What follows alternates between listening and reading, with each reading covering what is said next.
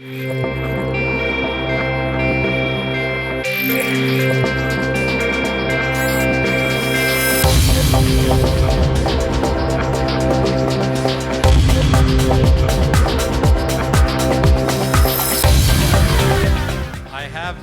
the past emceed this event. I was not expecting to tonight, but we had a date change a while back, and it didn't quite get to Molly, so she apologizes for not being here tonight. I'm going to try and wing it and get through this, so please bear with me. But a lot of you have been here before. You know why we're here. You know the deal. I'm Josh Hanfling. I started this event about 6 years ago to promote public safety in Denver and to tie it to the business community so that everybody understands what all of these folks and everybody that works with them in the city does. So I sincerely appreciate you being here. A couple years ago, we had a professional MC do it, which I thought was much better and did a better job than I did. So, but I'm happy to be up here again and honored to be on the podium with our distinguished guest today. But as a lot of you know who from the past I've done this, I try to keep it moving pretty quickly and run it pretty fast. So I will try to do that. We're a little bit behind as we started. But as we're starting today, first I want to bring up David McReynolds. There he is. Columbine Health. David's been our sponsor from day one, I believe. So David, if you could come up, and he's going to do our introduction of the mayor.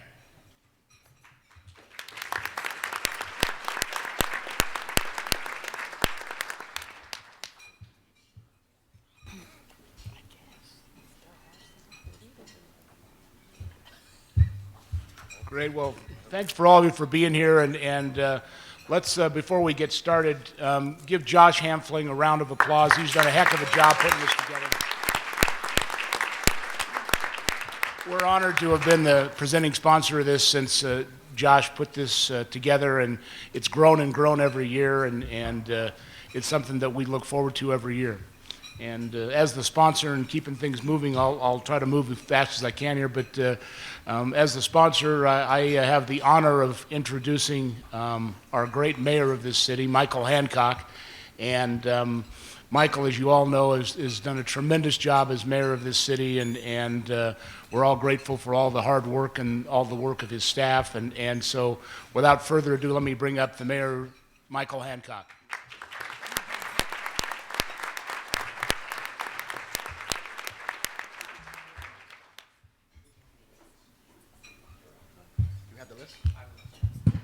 Good afternoon, everyone.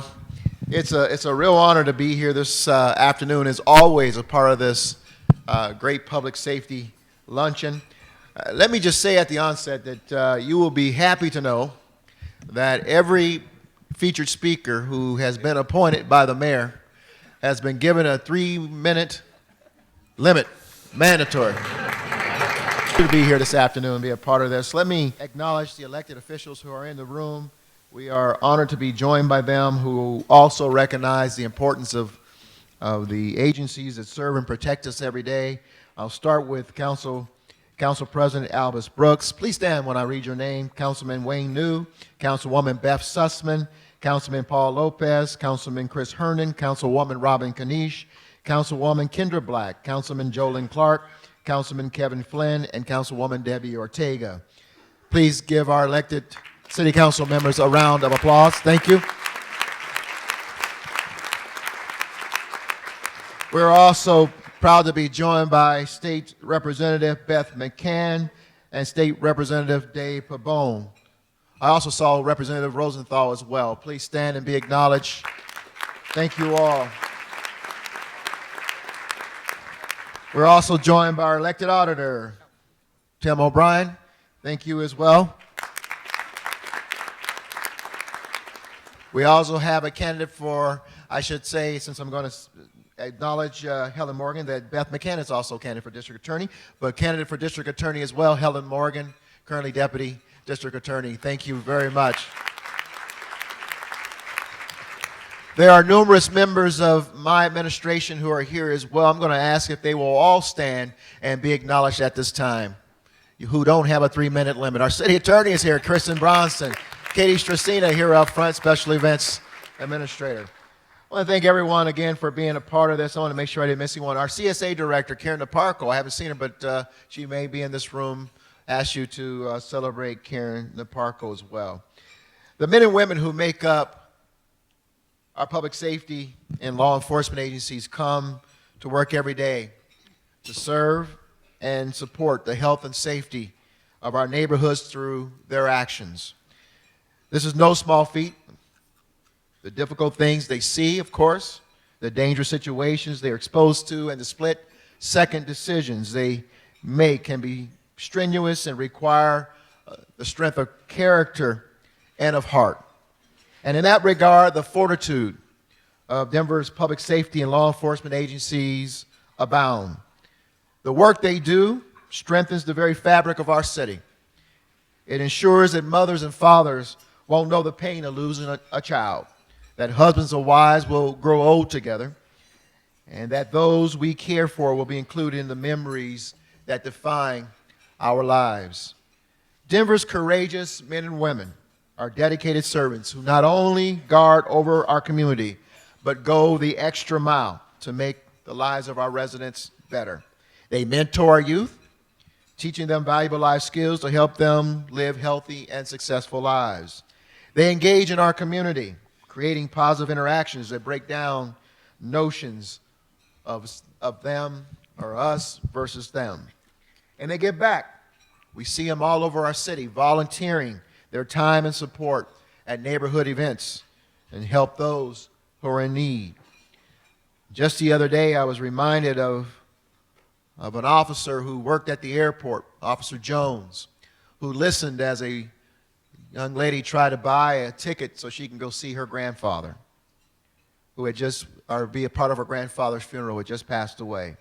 This was not going to be a moment she would miss, but as she learned the price of that last-minute ticket, her heart broke.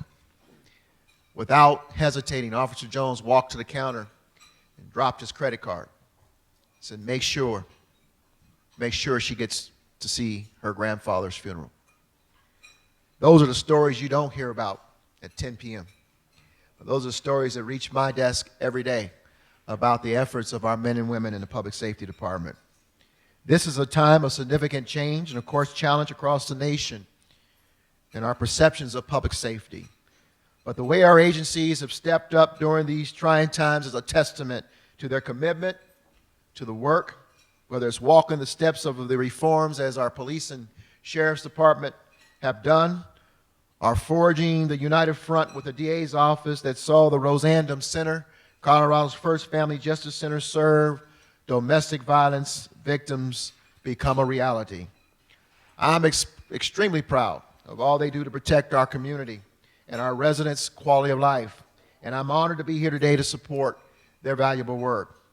I'm also honored to present this year's Denver Public Safety Citizens Award. Now, for those of us who knew and loved David J. Cole, we continue to feel the absence of his powerful yet quiet presence in our lives. David was devoted to the city, and he spent his life working and fighting to make it better. He was involved in many neighborhood organizations and helped develop good neighbor agreements and community-focused ordinances. He was a huge supporter of public safety and helped form Friends of Denver Fire Department. He also worked with Safe City on juvenile intervention and diversion programs and was a representative of the Denver Police Protective Association.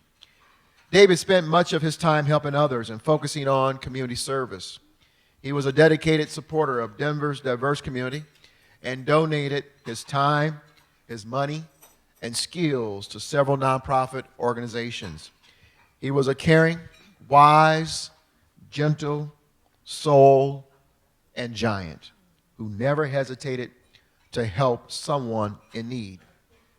He was also a dear friend to me and so many people in this room, and I was simply honored and privileged to have had him in my life and to have gotten to know David J. Cole. Today, I'm going to ask you if you'll join with me in giving a mile-high welcome in honor of the great David J. Cole to his son, Todd Cole, who will accept the Denver Public Safety Citizen Award on David's behalf, and I believe this award will now, from this point forward, be known as the David J. Cole Community Service Award. Come on up here, Todd.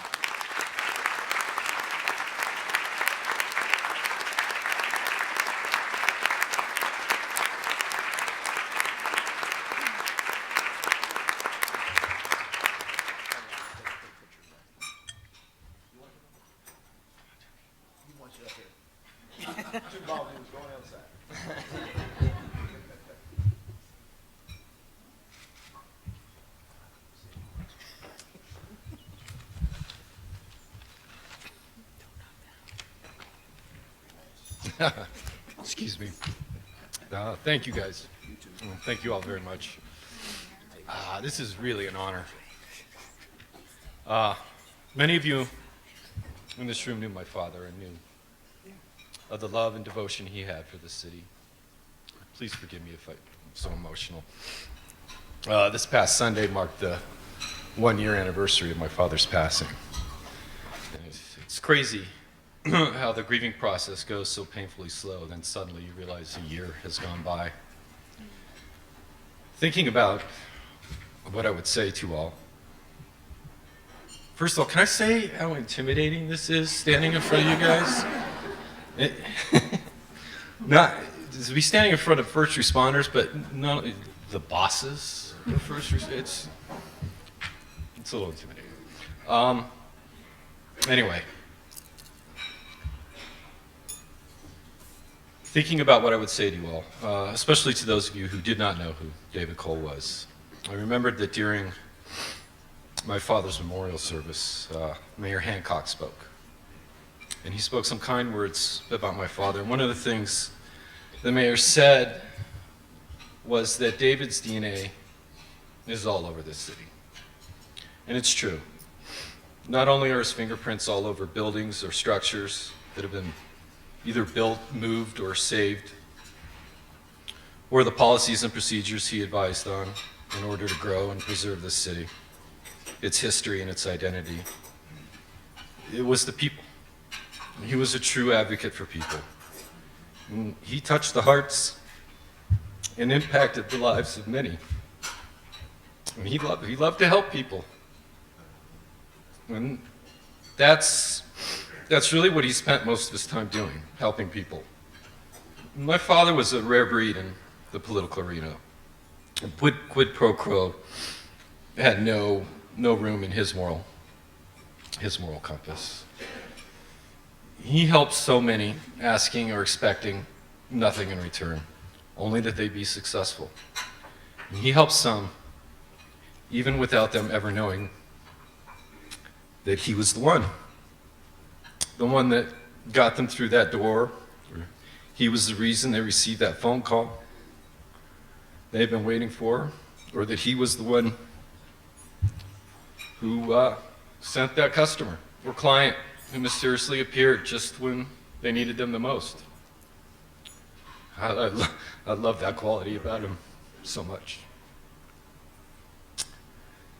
I would like you all to know that his respect for those of you who have devoted yourselves to protect and save lives ran deep into his core, and that public safety was a big part of his belief system. David knew how important it was to support foundations and funds like the ones we are all here today for. And I know he would want me to thank you for him, so thank you. Thank you, Josh. Josh, I'm sure you know that if David had any say in receiving this award, he would humbly redirect you towards someone else who he thought would be a much better recipient other than himself. So, however, my wife Matilda and I, along with our 3 children, and the entire team at David J. Cole and Associates, including Fabi Hilliard, Scott Jackson, and Chrissy Faraci, are honored to receive this award on behalf of my father. And we are truly humbled that it is named in his memory. And what a truly wonderful thing for David's grandchildren and their children's children. Thank you, guys. Thank you, guys.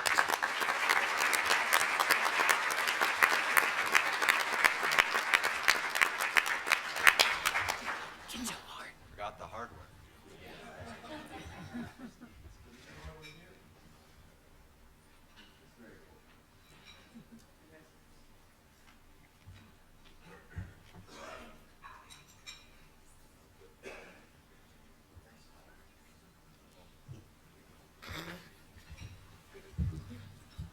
So as I said earlier, we've been involved with this luncheon since day one. In 2013, Josh and I were discussing about every year how to make the lunch better, and decided that it would be wonderful if we created a Lifetime Achievement Award. And so we set out to do that, and the first recipient of the Lifetime Achievement Award and the namesake for the award now going forward was Jerry Kennedy, who was a longtime police officer, Ford Division Chief, and a wonderful guy. And it's my pleasure to introduce Chief Jerry Kennedy to present the award this year of the Jerry Kennedy Lifetime Achievement Award.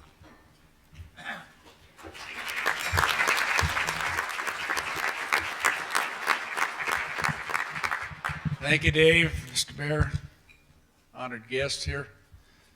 It's my pleasure to be here today. I was on the police department for 35 years, but retired 25 years. So now I'm in my 80s, and so people are nice to me now. They figure, hell, he's still alive. I mean, so I appreciate that. Pretty much can say what I want, but I decided I wouldn't say too much here today. I read the police department's come a long way, just like the paramedics. I mean, when I went on the police department, the police drove the ambulance. It was a Cadillac, much like a hearse, really. I mean, they pulled up in front of your house. You're going to be lucky you get it to the hospital. But now we've come a long way. Now I credit about half of the reduction in homicides to the paramedics who catch you at the scene, who keep you alive, and bring you to the hospital. And, it's come a long way, and all for the betterment of the community. But when I went on, in 1957, well, the police were pretty much the judge, jury, and executioner, and it's come a long way too. Now I see, I see the chief is going to have redemption and mercy and so forth, which is probably a good idea. I tried to extend that. My conscience was bothering me. I thought about bringing my old nightclub down and turning it in. My sap.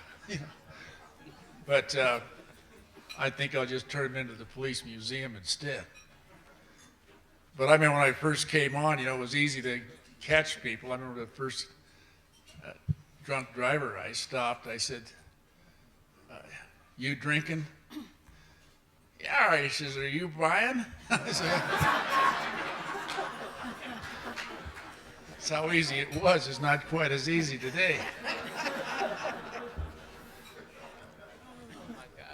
But it was my honor to get this award and have it named after me. This Public Safety Achievement Award has been given to Chuck Lepley, a former DA, assistant DA, and to Chief Gonzalez with the fire department.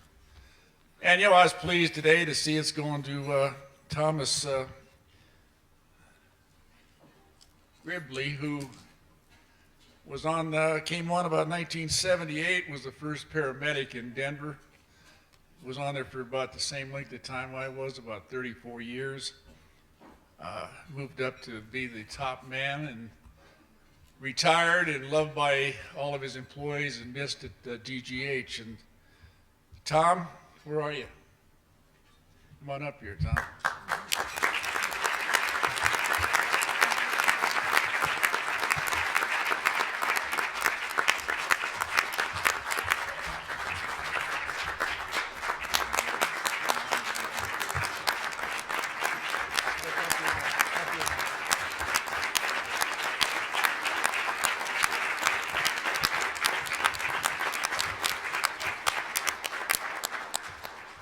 Tom's bio is here in the program today. I won't go over the whole thing, but obviously the man achieved the highest offices in the paramedics in Denver. And as I say, I personally believe that they're the finest organization in the west of the Mississippi. So Tom, say a few words, will you, buddy? Congratulations. Thank you so very much. It's Todd, thanks for breaking the ice because I'm going emotional too. So it's truly an honor, and I am truly humbled as well. The life of a public safety career professional has been wonderful for me, and I certainly can't thank all of the people individually who have been supportive. Several of them are here, but I do want to take a minute to thank my family. My dear wife of nearly 40 years, my 3 kids. Couldn't have done it without you. So thanks for putting up with the patience, the tolerance, the disruptions. Couldn't have done it without you. So, thank you.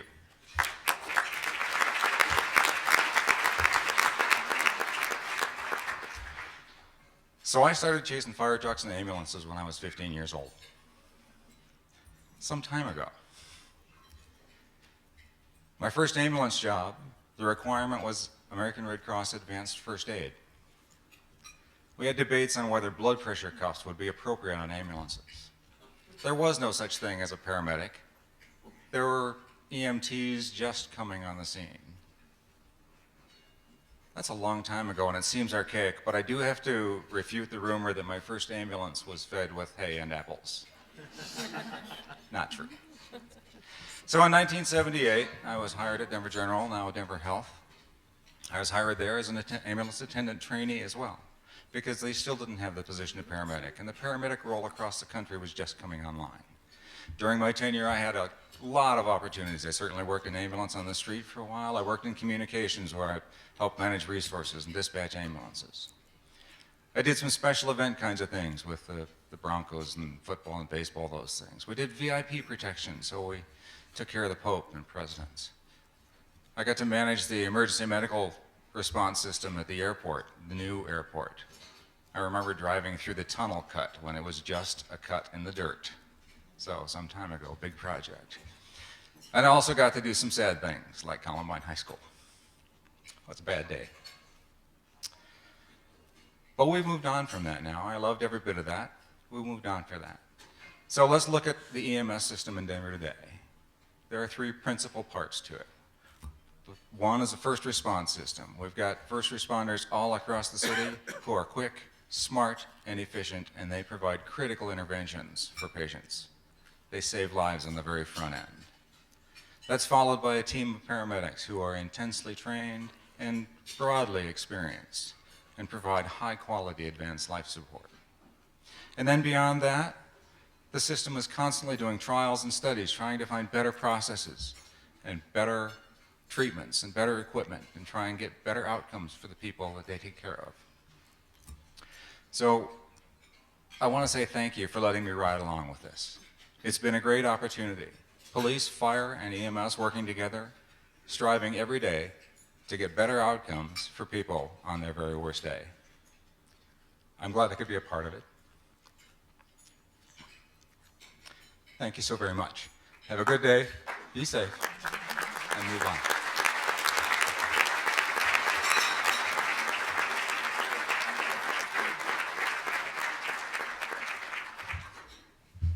Great. Feel free to start your lunches as we get started. Once again, welcome to the 6th year of the Denver Public Safety Luncheon. Again, thank you, Mayor, for your remarks. Thank you, Jerry, and to the award recipients. Thank to all the electeds that are here today. I personally really appreciate you guys and council staff and other members of the city taking your time out to be here. I'm hoping that there'll be, we always try and get something new and different from these guys, so hopefully we'll all learn something new here today. I want to welcome for the first time the Denver Health Chief Paramedic, Gary Burskevich. Did I get it right? Close enough? He's here for the first time this year. We want to also congratulate Ashley Kilroy, who will be sworn in, I think, on Monday to a new job as Head of Excise and License. Which is great. So we got to decide if she'll be here speaking next year or not. We'll have to figure that one out. And to start the program, before I want to thank Walter Eisenberg and Sage Hospitality. For the last 3 years, they've paid for all of this. So, yeah. So very generous in their support and obviously the function here today. we're going to go, for those of you who haven't been here, we're just going to go down the row and everybody's going to introduce just sort of the next person, but their names are here. There's details in the program about their departments. You want to just know the nuts and bolts of what they do. But each one is going to talk briefly about something new and different. Before we kick it off, and I'm going to introduce District Attorney Morrissey, but I also want to congratulate DA Morrissey. This, unfortunately for him, will be his last year speaking here today as he's finishing up 12 years as a Denver District Attorney.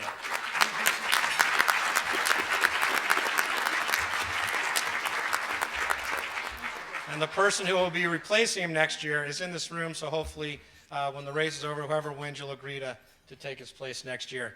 So in the interest of keeping things going, we'll just get started and introduce District Attorney Morrissey. Thank you, Josh. Thank you. You know, it is my last year doing this, and I saw Bill Ritter the other night, and he said, you know, in August, Mitch, you surpassed me. You became the second longest serving district attorney in the history of Denver. And I said, Bill, that's a good thing, because the guy that's the #1 guy died in office. So I'm glad that that's not me, but it was Bert Keating. You know, I want to come here and I want to thank you all. You know, we, in my office, we have done a lot in the last 12 years. One of the biggest things that we wanted to accomplish was to get that new crime lab built. We were able to do that in 8 years. And then we were able to accomplish a lot of other things around cold cases and the things that I've talked to you in the past about. And one of the biggest things that we were able to get accomplished most recently was the opening of the Rosandum Center that was mentioned by the mayor. And the mayor was a huge partner in that. And thank you, Michael, for what you did in that. But you don't get things accomplished without help and support. And I look around this room, and there's individuals that I worked with when I was a deputy, some of the law enforcement folks, some of the fire people, some of the people from my office. My daughter's here, my wife's here. Without your help and support, we wouldn't have accomplished those things. So what I wanted to talk to you about real quickly and really kind of give you a virtual tour of the Rosandum Center. Now, I'll ask you, how many of you have been to the Rosandum Center? That's not enough. I'm going to have to do the tour. If everybody raised their hand, I was just going to sit down. But I know how busy all of you are. I could give you another opportunity to raise all your hands. So you may not get a chance to go on a tour of this unique facility. The other night it was talked about, and the individual said it was a unique facility in the entire United States. And I really believe it is in the world. So I want to give you a real quick tour. I have the driver over here. She's going to assist me. And so we're going to go through this. If we go through it too quick, just look down and, you know, don't let it make you sick. But let's go through it. This is the front door, and you can see the address, 1330 Fox Street. It's down in the Golden Triangle. The nice thing about it is it has parking for people that are going to be coming in down there. Why do we need it? Here's some statistics. You know, about 1/5 of the homicides that we'll have this year will be domestic violence. This has been one of those years where the individual has shot the person, their partner or former partner, and actually shot themselves. It's been unusual, but we've had an awful lot of domestic violence deaths this year. So you can see 10 individuals have died. We have about 50 homicides, so about 1/5 are domestic violence related. Unfortunately, an incident was a double homicide where the man killed the woman that he was involved in and her mother. And so those are the kind of crimes we're talking about when it comes to domestic violence. We have a great partner in the city attorney's office that prosecutes far more domestic violence cases than my office does, and you can see the number that they do a year. And then, of course, we do the more serious cases, the felony cases. That's why we needed the Rosandum Center. Go ahead. So let's go to the next slide. Like I said, it has parking. Mayor, parking in Denver is important. So it's great that we have that. Go ahead. This is when you enter. It's warm. It's friendly. Our idea is we want walk-ins. We want people to come in, tell us what their situation is, bring their kids, and get the help that we have to offer there. And when I say kids, there's stuff for the kids that are waiting in the entry room. You go upstairs, the Domestic Violence Service Center is on the 3rd floor, and it is big. When you come, the one thing that you'll be amazed is the size. And it is a place where we have room for everybody, and we invite everybody. Go ahead. This is the great room where people get together, victims gather, and it's going to be a place where we've had events, and it's a beautiful, beautiful place. Go ahead. This is the kitchen that supports it. Obviously, there's room for people to have events. There's room for teaching, for classes. And our hope there is that when people get out of the cycle of domestic violence, they'll get the skills to sustain that and stay out of it. Go ahead. Kids room. You can't have a domestic violence center without a kids room. You know, we have a great program there, and anybody that wants to help us, if a child comes and gets attached to one of these stuffed animals, we were hoping books, but they like the stuffed animals better than the books. They get to take it home. They get to take it with them. And that's an important part of what we're doing in the Roseanne Center, because we know so many kids are impacted by this horrible crime. They witness it, they get post-traumatic stress from it, and they live through it every single day of their lives, many of them. We have a job resource room, a lot of computers. Aero Electronics was a great partner and gave us most of the electronic equipment in the building. Then there's just a lot of space for those nonprofits that do domestic violence work, and also for the law enforcement and the teams that do that. Go ahead. Conference rooms, interview rooms. Does this look like an interrogation room to you, Jerry? This is an interview room. And it's a lot different than it used to be in old police headquarters. Go ahead. This one is where a mother can look out into the children's room and see how their toddler or their child is doing while they're being interviewed. Go ahead. And this is a children therapy room. We have great partners when it comes to that. We have that provided for. Next. Many, many of these kind of rooms, conference rooms throughout the building. Next. This is something that we're hoping with Denver Health, which is, by the way, one of the best partners we have. And I always acknowledge Denver Health because our homicide rate in the city would be twice or more what it is if it wasn't for those phenomenal doctors and people that work at Denver Health, including the paramedics. Thank you for that. One thing about that medical facility, there will be photographs taken, there will be treatment for victims of domestic violence and also for their children. I want to talk real briefly about the law enforcement side, but you can see here the partnership that's there, that's built. And from the day it opened, this partnership started to make a difference around domestic violence. It's the Denver Police Department, domestic violence detectives and their supervisors, the Denver City Attorney's Office, and we're lucky to have someone assigned over there all the time, and one of my deputies. Go ahead. And one of the first things we did since July when the new laws passed, look at how many strangulations that used to be city charges or misdemeanors that are now felonies. We're almost at 100 since July that we have filed in my office. The habitual domestic violence DV statute went in play, and we also have seen a large increase in that. The second floor is being used, but it's room to expand. There's a conference center. Go ahead. The next slide. Conference center where we've already had numerous events, trainings. The city attorney hosted a domestic violence training for over 100 people there. I was lucky enough to be able to spend the day in that conference. Important trainings and events have already started taking place there. And then, go ahead, the rest of the second floor we are renting out. And through renting out that facility, we are able to generate the operating costs for the Domestic Violence Center. And so one more slide. To date, since the end of June when we opened the doors to today or yesterday, we've seen 280 clients, 145 children with them. Those of you that helped us with this center, it's already making a difference. And I want to thank you thank you for your work or for your checks or however you helped us. We raised $13 million to get this done.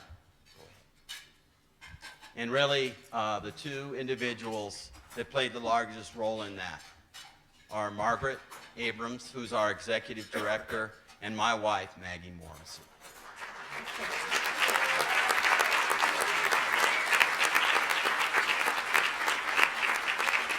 You know, and real briefly, I'll just say, and then I will conclude. This was a dream of a lot of us for a long time. You know, and every time you have a dream, you have to have a champion. And it remained a dream, and it stayed a dream. And we said, you know, we need to get this done, Steve Siegel and I. And I said, you know who's good at raising money? My wife, Maggie. And when she came on board with Margaret, things changed. And we now had a champion that made it happen. I cannot thank you enough, Maggie, for making a difference for those kids and for those victims of domestic violence. So thank you again. I'm done, but I want to thank you all for the support that you've given me for the last 12 years. I've been in the Denver DA's office since 1983. I've spent 32 years serving the people of Denver, and I couldn't have done it without your help and support. Thank you so much.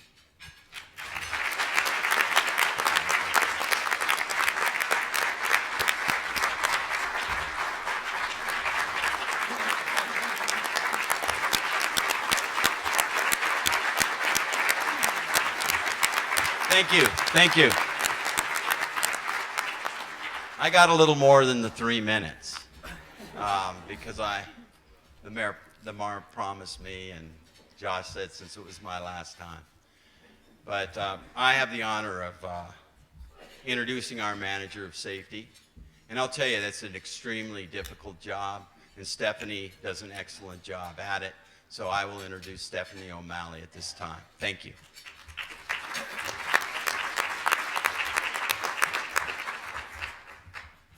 Good afternoon, everyone. It's a pleasure to be here, and I wanted to say to you, Mitch, personally, that I've watched you over the years, even when you didn't know I was watching you. Stalked him.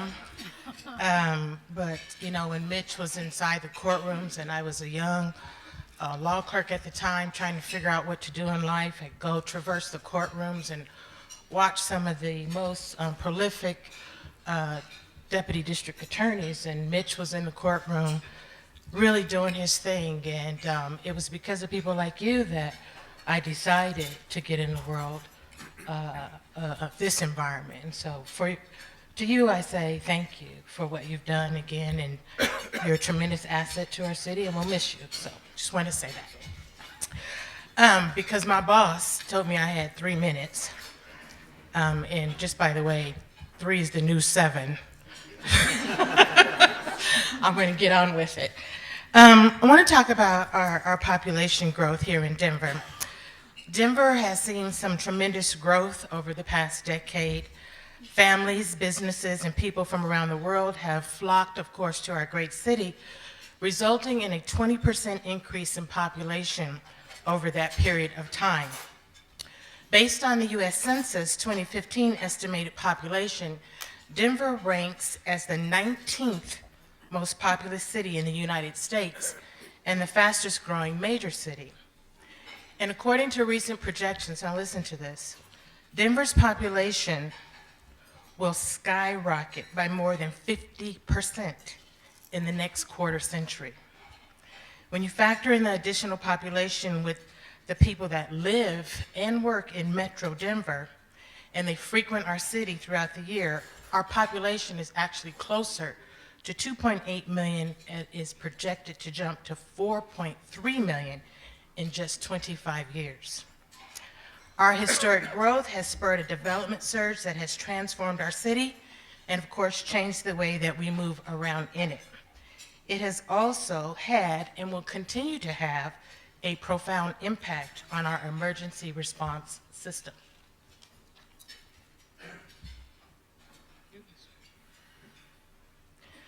As our population increases, so do calls for police services, and the following slide highlights the same.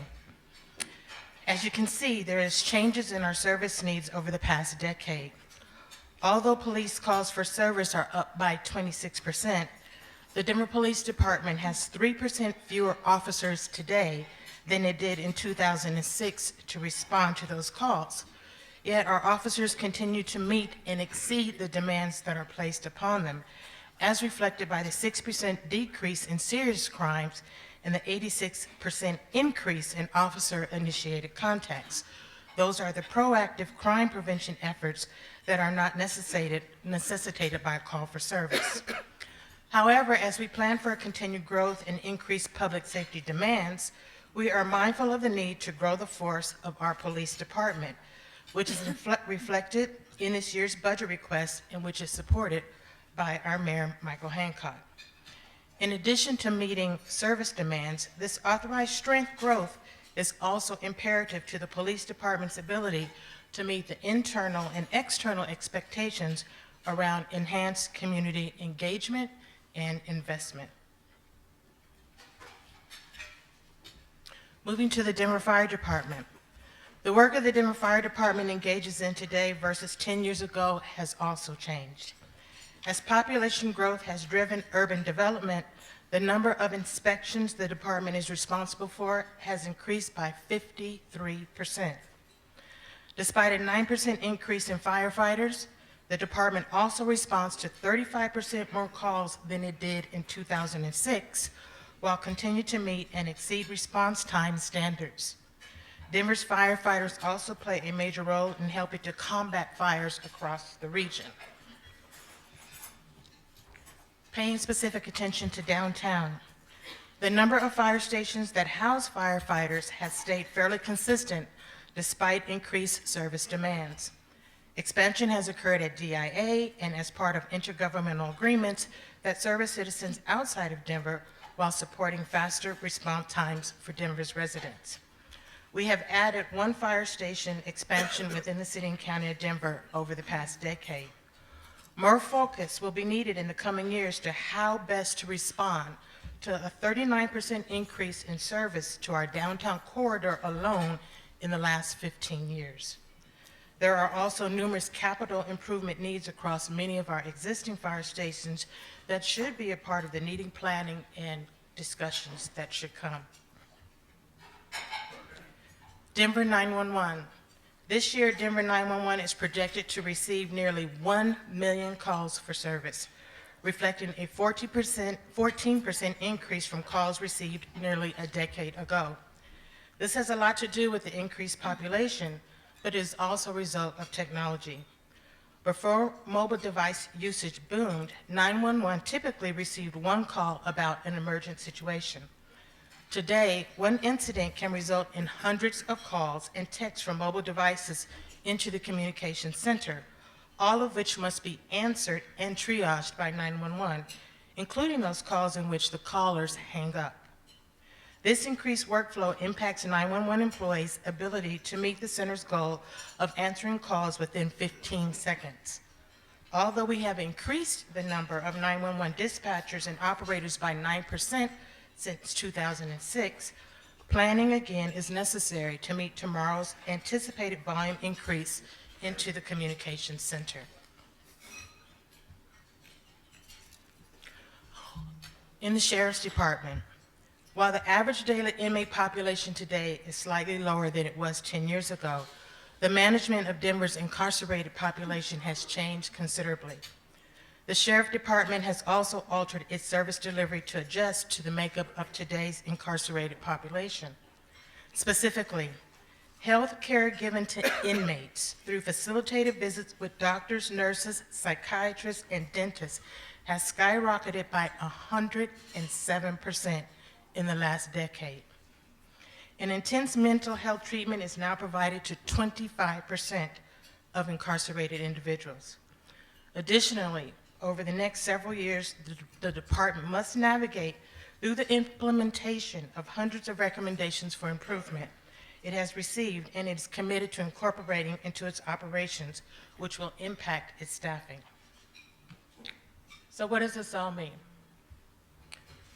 Just to provide you with some context, a snapshot of the full spectrum of safety service delivery that will likely occur in Denver during this luncheon today is this.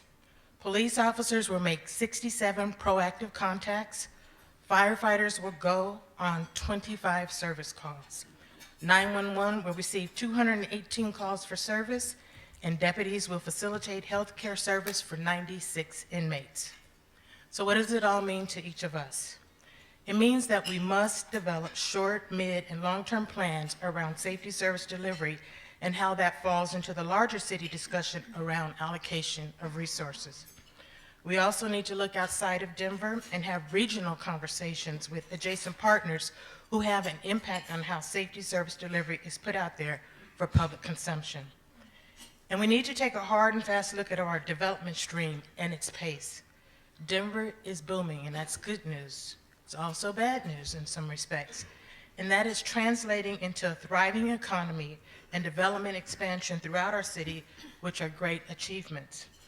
However, there is a downhill impact on safety service delivery that must be part and parcel to development discussions, budget considerations, and how are we going to respond to significant population growth for the next decade and beyond. So thank you.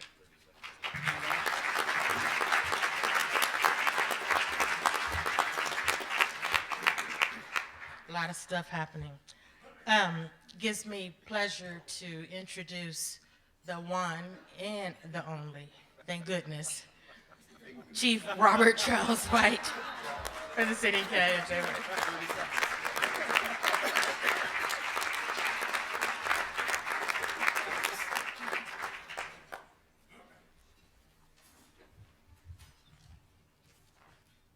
Good afternoon. First, let me read this text to you I just received. Chief White, you now have 2 minutes to do your presentation. Your next performance will be dependent on how long it takes. Signed, the mayor. Oh, wow. All right, so I think I can do that.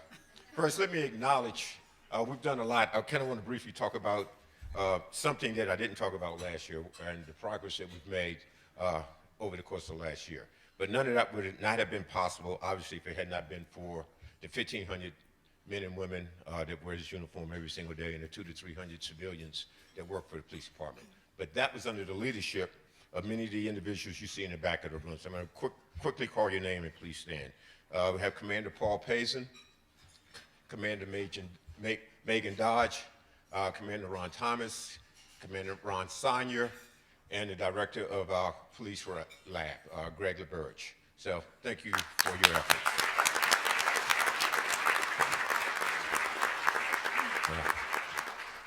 So briefly, what has happened in the course of the last year?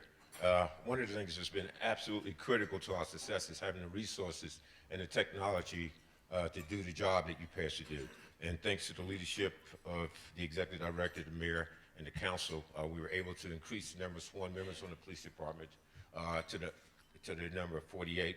We're also able to, and we're big into multipliers, and multipliers for policing means technology, and it also means hiring civilians to do things that traditionally police officers had been doing, but it doesn't require them to do that. So we're blessed enough to also hire an additional 19, I can see the budget director kind of being squeezy over that, but the additional 19 civilian report writers. And they will complement the 10 full-time report writers that we have, and many of them will be retired police officers. And I will tell you, one of the things that really drive calls for service is accidents, particularly in District 3. These report writers are going to be retired police officers who are already trained. They'll be able to take a lot of the accident reports that require hours and hours of preparation, along with doing some of the other things. Additionally, body cams, I know that's been a big issue.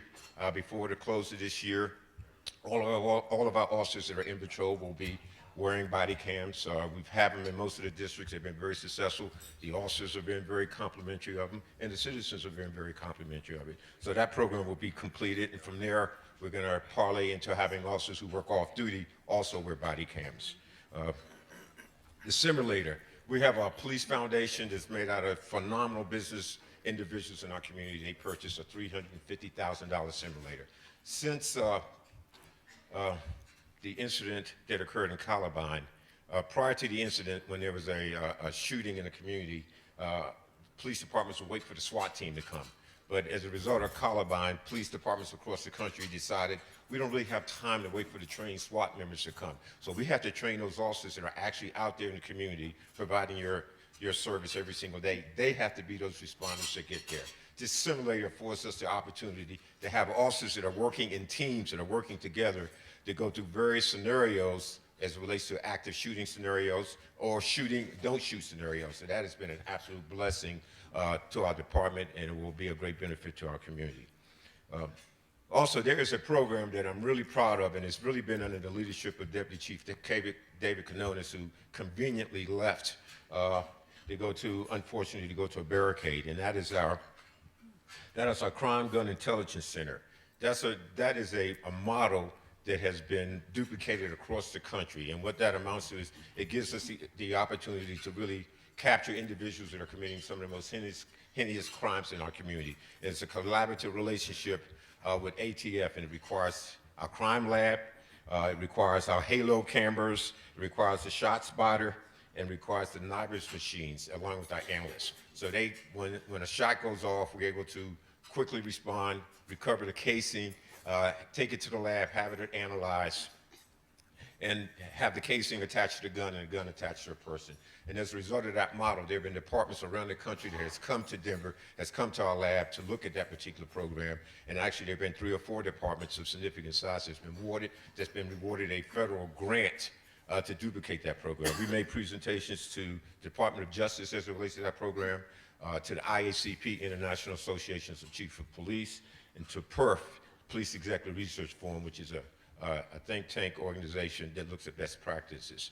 So we've made a lot of progress as it relates to that. And I kind of want to close with this. I have been asked unlimited number of times, what are we doing as a police department to prevent a Ferguson or a Baltimore or a New York, those type of demonstrations from occurring in our community or Dallas? And my response is there's actually no guarantee that those things can be absolutely mitigated, but there are things that we can do as a department, as a community, to greatly mitigate that from occurring. And number one is understanding across the nation, policing has changed, but in many scenarios, police officers and police departments hasn't changed. So we need to understand that what was asked of us 10 years ago is completely different than what the community is asking of us today. So we understand that, and in an effort to make sure that we're operating in the 21st century, I will tell you, every last one of our officers, I've had the opportunity to talk to 400 officers personally, with no ranks between us, about 2 things that I think are absolutely critical to our success.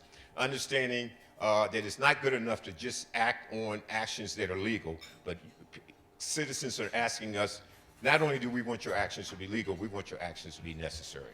So we have raised the bar in our department, training officers, not just on the legality of the law, but the necessity of making those decisions. And the other thing that we spend a lot of time talking about is sanctity of life. Back when I was a police officer, after Jerry was a police officer, thank God, we were walking a footbeat and the sergeant would get us in roll call. He says, at the end of the day, I'm reminded of the Hill Street Blues scenario. We want you to go home to your family at the end of the day. But guess what? Today, we also want the officers to go home to the end of the family, to their families at the end of the day. But those individuals that are creating a threat to our community, unless it's a daily threat, we want them to go someplace, to jail, the court, or wherever at the end of the day, other than at the end of a bullet by a police officer. So we talk about the sanctity of life, and we talk about the importance of that. But also, talking about it's not good enough. We had to change our policies, and we changed our policies as it relates to use of force. It's a very restrictive policy as it relates to that. We decided in an effort to be transparent, as of this week, or as of next week at the latest, we will be releasing all police shootings that occurred in the city and county of Denver. We think the citizens have a right to know what's occurring, the circumstances around those shootings, and why those shootings occurred, and the process of those shootings as it relates in the court system. We also are in the process of collecting data.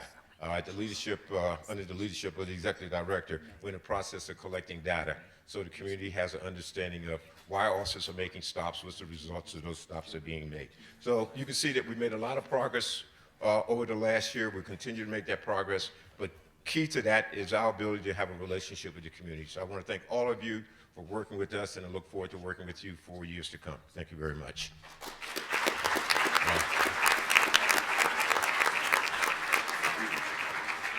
So, Mayor, I guess instead of getting that 20% pay raise, it'll probably be 19% because I was a little longer. Now I have the opportunity to introduce my good friend, the Fire Chief Eric Tate.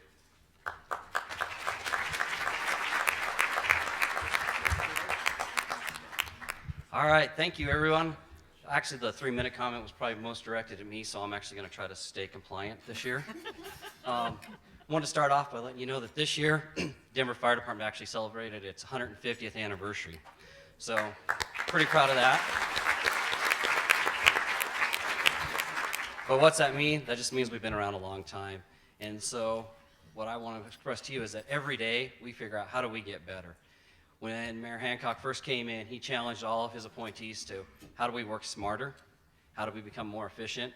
Obviously, we had some struggling years as far as budgets go, and so that's exactly what we did.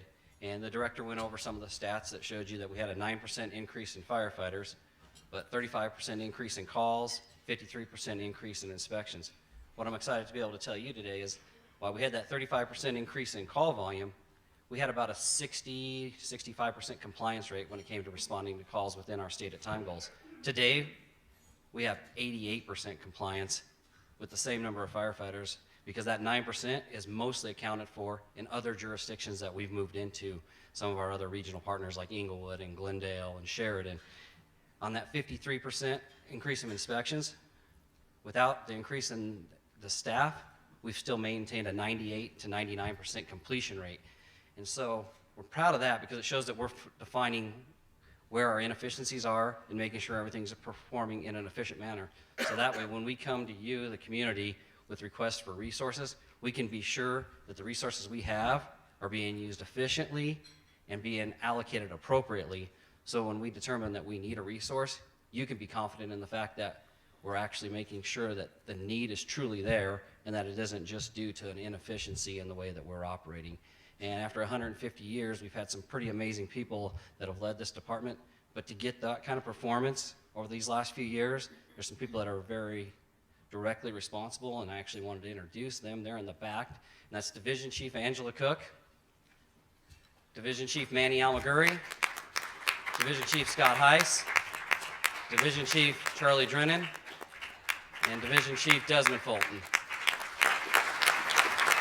Thank you. So with that, like I said, we figure out how do we get better every day. And I can tell you that in 2017, we've got a pretty ambitious goal, and that is we're going to partner with our partners over at Denver Health, and we're going to take one of the nation's top performing EMS systems, and we're going to make it better with the stated goal of being the best EMS system in the entire nation. And our partners at Denver Health are going to help us get there, and I'm excited, and that's the challenge that we're going down in 2017. A couple of things that I wanted to share with you over the last year that we've engaged in is we actually had the opportunity to look and see who's being left out in the city of county of Denver when it comes to our recruiting and our hiring practices and helping us fulfill having a department that's really reflective of the community. And we realized there's underserved areas of the city and people in our city that never been exposed to an emergency services type of mentality. A lot of us come from family backgrounds. My father was in the fire service. A lot of the firefighters, they have family. But there's whole communities where people never even think about it as a career. So we took on a youth career exploration camp model. I call it summer camp, but it's fire camp in the summer. And we reached out to these communities and said, we want to have a very diverse academy in the summer where we can bring in city kids and expose them to a career in firefighting. And we said, well, we'll do one and we'll make it a really diverse group. And then we said, who's the most underrepresented in the fire service? And it's female firefighters. And so we said, in addition to doing the regular camp, we're going to do an all-girls Fire Explorer camp this summer. We didn't know how it was going to be received. Thank you. So we didn't know how it would be received. Well, the first camp filled up immediately, and we're like, hey, this is great. But still, a lot of males in there. We've seen some great diversity in there, but we didn't know how the female side of it was going to fill in. And then we realized, well, heck, the first camp was co-ed, and it was 50% female. We opened up the all-girls camp, and immediately it filled with a waiting list. So we actually have a waiting list for next year. We can fill the camp immediately next year. And we were able to introduce a whole new career option to a lot of Denver's young girls that never really had thought about a career in firefighting. So we're really proud of that. But the other day I got a letter from a mom that said that that camp had been probably the most rewarding experience that she'd ever put her child in.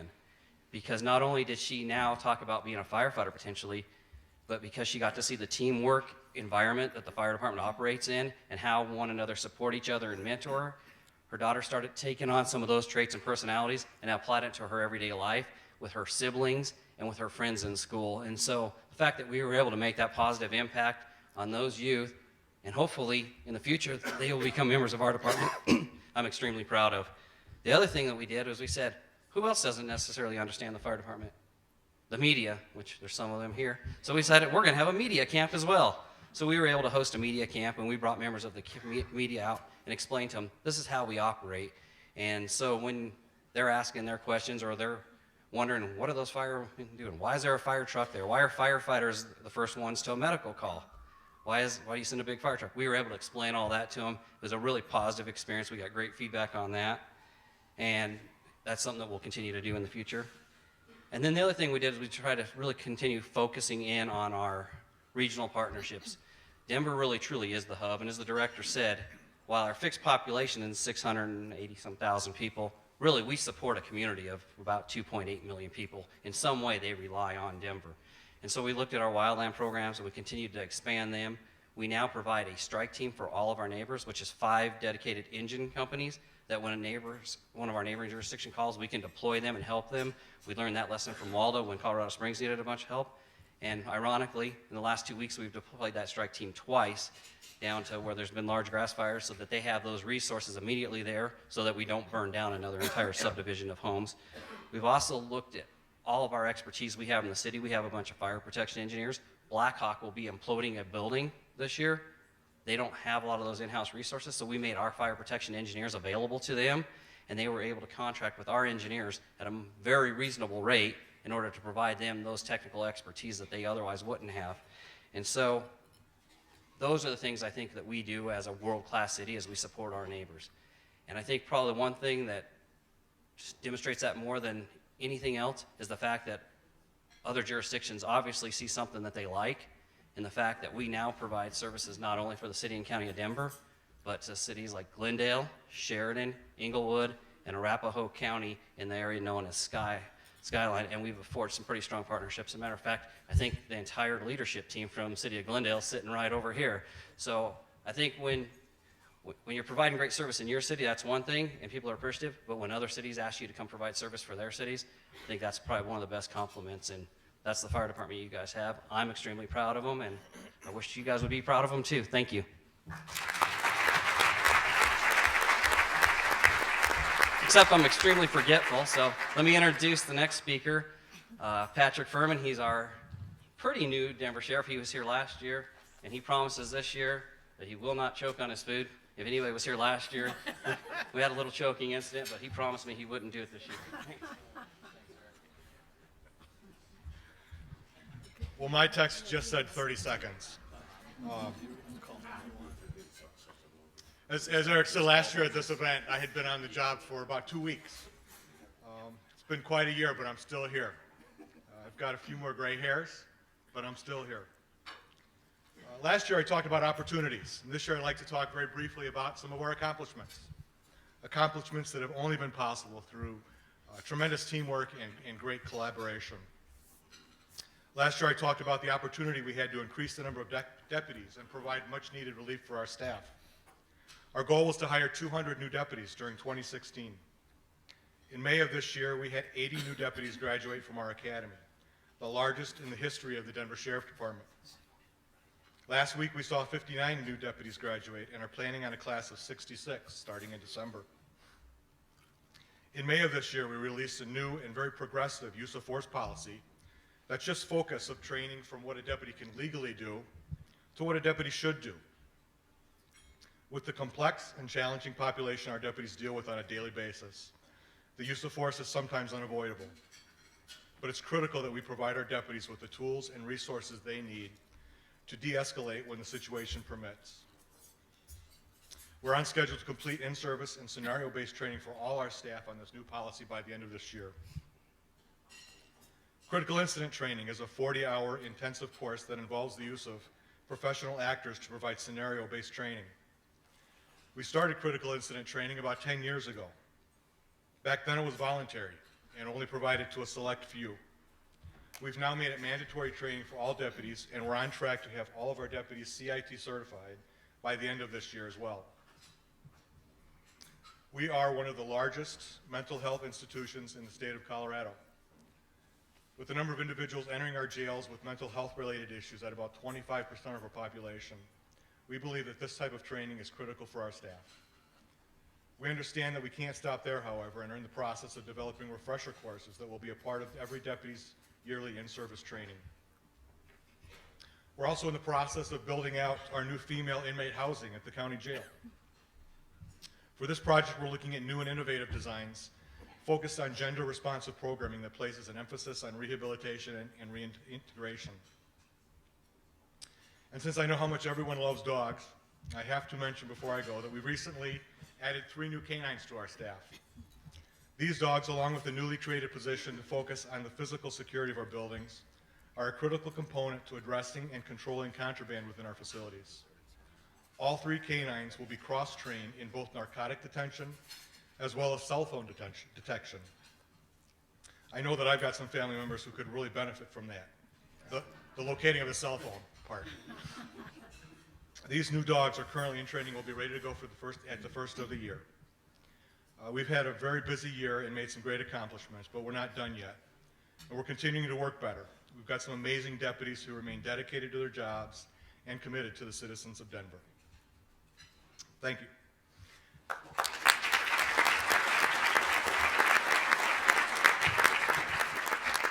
And with that, I'd like to introduce Deputy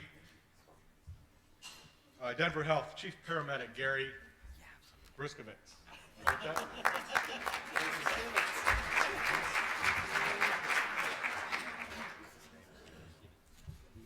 So I always tell people, if you know how to say the name, you just can't look at it, right? So you can either look at it and understand how it's supposed to be said, but you can't say it while you're trying to look at it because it just doesn't work out for you.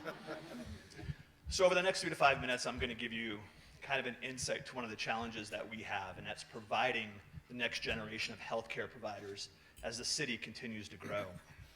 In 2011, the paramedic division responded to 81,000 EMS calls for service.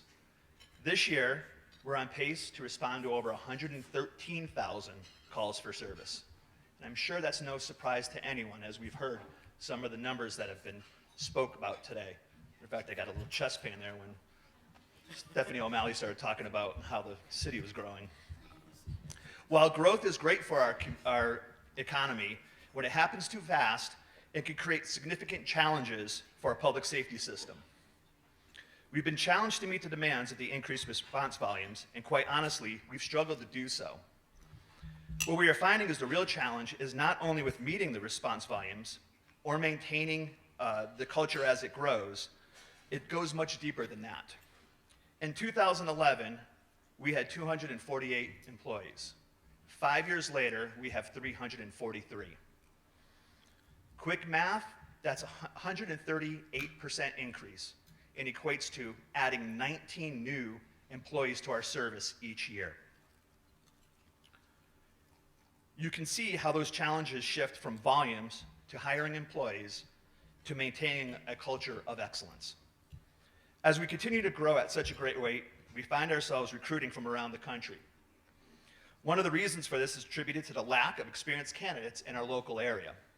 So a few years ago, we began a program where we'd bring entry-level employees into the paramedic division. We call them vehicle support technicians. These young men and women with no healthcare experience would support the paramedic division operations by cleaning, stocking, and getting the vehicles ready to respond to emergencies. Through their work experience, which also includes the ability to do third rides on the ambulance, they gain insight to the world of EMS. And through this program, we've had great successes. These young adults have gone on to become EMTs, and some of them have gone on to become paramedics for our own system. It's great that we can bring young people without experience into healthcare, but we know we can do better to create a diverse workforce that represents our community. This past June, as part of an initiative through My Brother's Keeper and Learning for Life, the Denver Health Paramedic Division welcomed our first Explorer Post Academy. The post number, which is numbered 1025, we pronounce 1025, in honor of our tradition at Denver Health and the use of the 10 codes in the Denver Public Safety System. For us, 1025 is the code we use to tell our dispatchers that we are leaving the scene of a call with an emergent transport to Denver Health Medical Center. The Explorer program offers career exploration within the Denver Health Medical Center and the Paramedic Division. This experience provides hands-on learning and early career development for Denver Metro youths aged 14 to 21 and includes job shadowing, American Heart Association certifications, as well as FEMA certifications, and exposures to medical specialties in various hospital departments. They also do community service, fundraising, and joint training opportunities with neighborhood Explorer posts. Our first academy has been a huge success. We started with 25 cadets, and we actually had many more than that, but had to turn some away because we wanted to ensure a quality program. Of those 25, 22 graduated from that program. The other 3 only left because of conflicts with commitments with school, sports, and other jobs. We've had 3 of those have been hired by the Paramedic Division, and 4 of them, one of which has already applied for our EMT school that just started this fall, are going to go on to become EMTs at Denver Health. I truly believe this is one of the best things an employer can do is invest in their people. I also believe that in today's world, one of the best things we can do in our society is to invest in our youth. This program is special not only because it ties into DPS, but also ties into our community.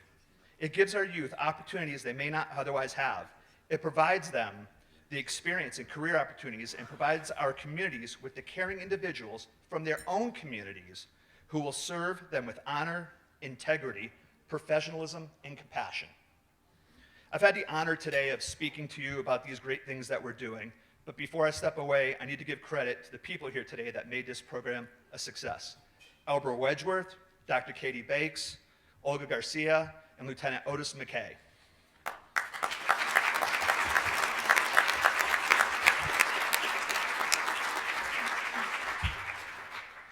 Without their support and hard work, this program may never have happened. Explorer Post 10-5 represents the community we serve, men and women from across the city coming together for a common goal of learning and training in order to become something better, to take care of others, and to become the next generation of our healthcare providers. Thank you for your time.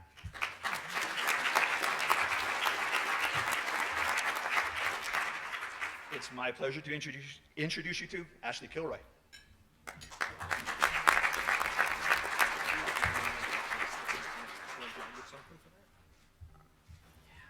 Good afternoon. I knew this had to be short, but I couldn't really remember. I thought 30 minutes or 15, but then I heard 3, and I am on it. I can do that. I'm the Executive Director of Marijuana Policy, so here to talk to you about marijuana. And first, I thought I'd just cover quickly what are the trends and what's going on in our country right now.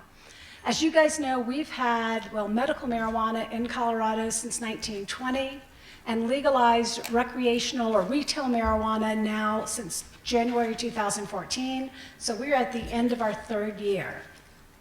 About 4 other states in the United States have retail marijuana, and about 25 plus DC have medical. But pending right now on our ballot, we have a lot of initiatives that could really change the landscape of legalization of marijuana. 5 states have recreational marijuana on their ballot, including California, Maine, Massachusetts, Nevada, and Arizona. And those look like they're pretty much likely to pass, with the ones I started with first more likely, with kind of California, Maine, and Massachusetts looking like more likely to pass, and maybe the other 2 not as likely. Then with medical marijuana, we've got about 4 of them on the ballot, and it's Arkansas, Florida, Nevada, and Montana. At the same time, we're seeing that growing support for legalization of marijuana is growing across the country. Since the 70s, it's been growing. It used to be about 85% of the people, disagreed with legalizing marijuana, and only about 15 agreed with legalizing it back in the 70s. Since then, those numbers have gone like this. And now, depending on what polls you look at, either this year or last year or a couple of years ago, that passed that mark. And now a majority of Americans favor legalization of marijuana. And so we believe, based on those trends, this is a trend we're going to continue to see. So talking about what we've done in Denver, what Josh has asked us to talk about is some new and unique things that have happened with regard to marijuana in the last 3 years. And so the first thing I'll talk to you about that we're really proud about, and we just kind of finished it up so it's fresh on my mind, Denver really is, and a lot of people that are here today were at our symposium, Denver really has become a national leader for management of marijuana. We have experts throughout our city that work on marijuana, from our fire department to our police department. Stephanie O'Malley supporting us by giving us and supporting us with these officers and firefighters to help with regulating marijuana, from our Department of Environmental Health with their food inspection processes, their environmental quality type issues that they do with regard to marijuana, to our electrical, mechanical, and building inspectors. None of them had any idea how to regulate a marijuana grow 3 years ago. No idea, we hadn't seen one. And so particularly the fire department had to build the entire process up from the ground up. They had never seen a hash oil machine. They did not know that these businesses would be wanting to enrich the air with CO2 to help plants grow quicker. We just didn't know what we were going to see. We weren't ready for it. And fire particularly got in, worked with the industry, hand in hand with the industry, to learn what the industry needed, what the industry was doing, and how they could help them do that safer.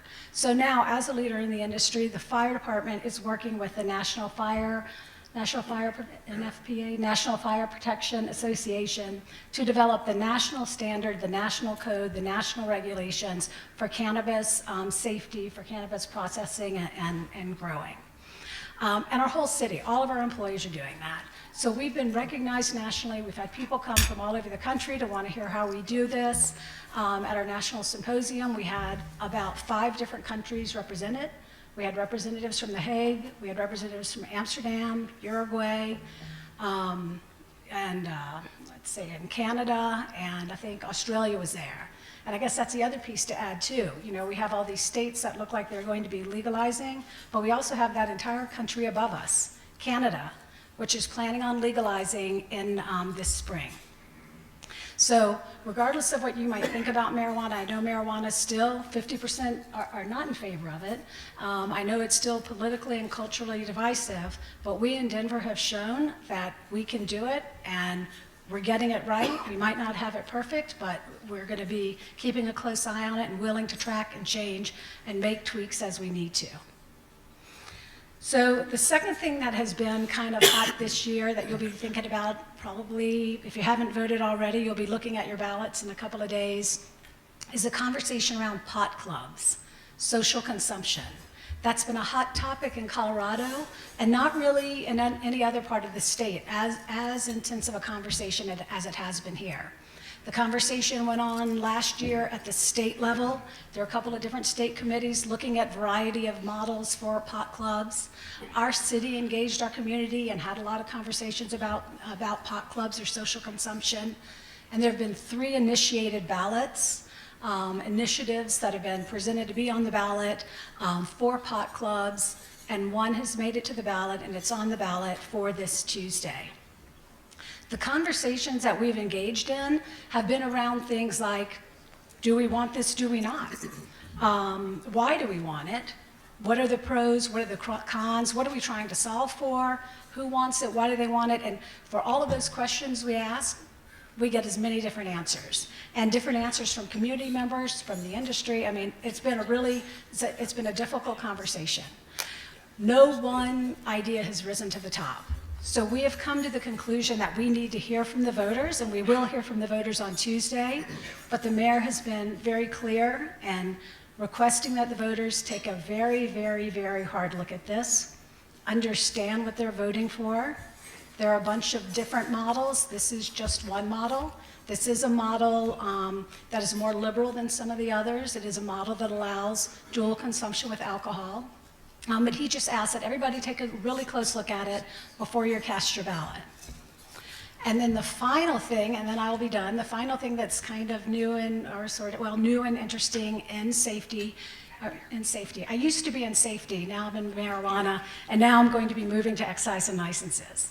So as Josh said, I'm going further and further down, and I probably won't present it this thing next year. But so that's the announcement is Stacy Louts, who has been our really talented and innovative leader at excise and licenses, is moving on. She's stepping down to be home with her young and growing family, and my team and I will move over to excise and licenses. So all the work that the Office of Marijuana Policy has done around marijuana, which has been the policy work, but also the licensing, will now move over to excise and licenses, be housed permanently instead of, you know, we still weren't really sure where this was going. We'll be housed permanently in a charter office. We think that's definitely the right move. It's a decision that we made and the mayor made to really gain some efficiencies. I think it made a lot of sense when we were first up and running to have that high level of focus on marijuana, where we were all about weed all the time, and that's all we were doing, and that's all we were talking about. But now it's time, 3 years into it, we think we've got it pretty much under control. We'll be moving over to the web building in excise and licenses, and I'll be the executive director over there as well, taking on additional business licensing type things like that. So thank you for being here, and I do hope that you guys feel as proud of your city as we do for all the hard work that our employees have done and the management model that the mayor came up with that helped us all navigate these first 3 years when we've known the world was watching. And now, you know, as other states come online, maybe when we travel across the country, you know, friends won't ask us about weed, but maybe they'll be asking us about the Broncos again, or our booming economy, or skiing, and we won't be talking about marijuana all the time. So, thanks for having me.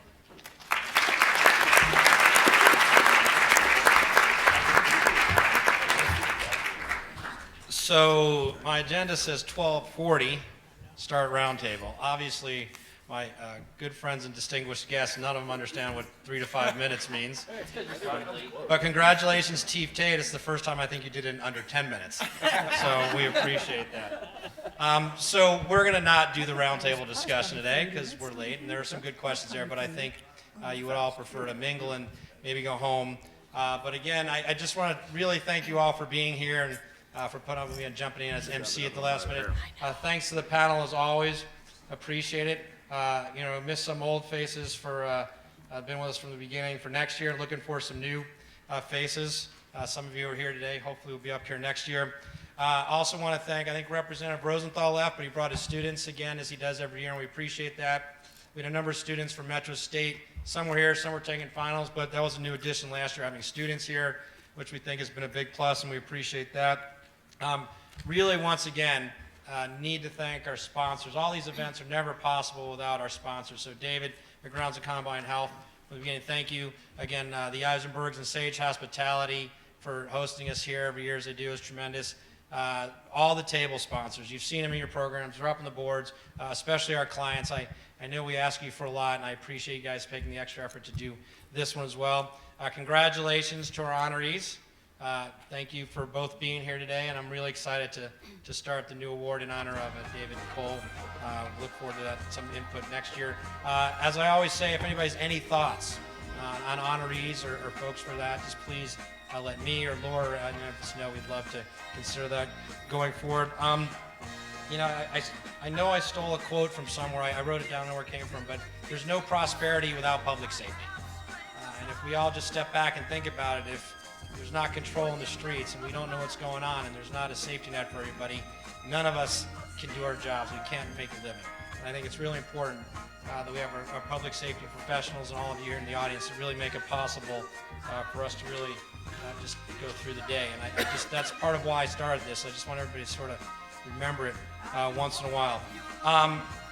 And the last thank you, as always, goes to everybody who volunteered and worked on this, but mostly Laura Douglas, who's standing here, who I could not have started the foundation for the Friends of Denver Fire Department without her and got this far. But this lunch is really Laura and myself, but it's really Laura getting all my emails that get forwarded her constantly. So Laura, thank you again, as always, for this.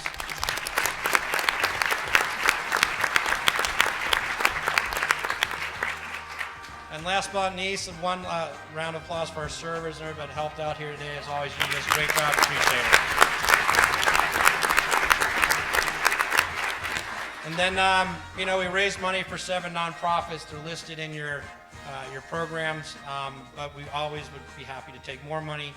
There's some envelopes on your desk. If you want to make a contribution to any of the folks, we'd be happy to do so. But thank you all very much for being here. I really, really appreciate it. Thank you.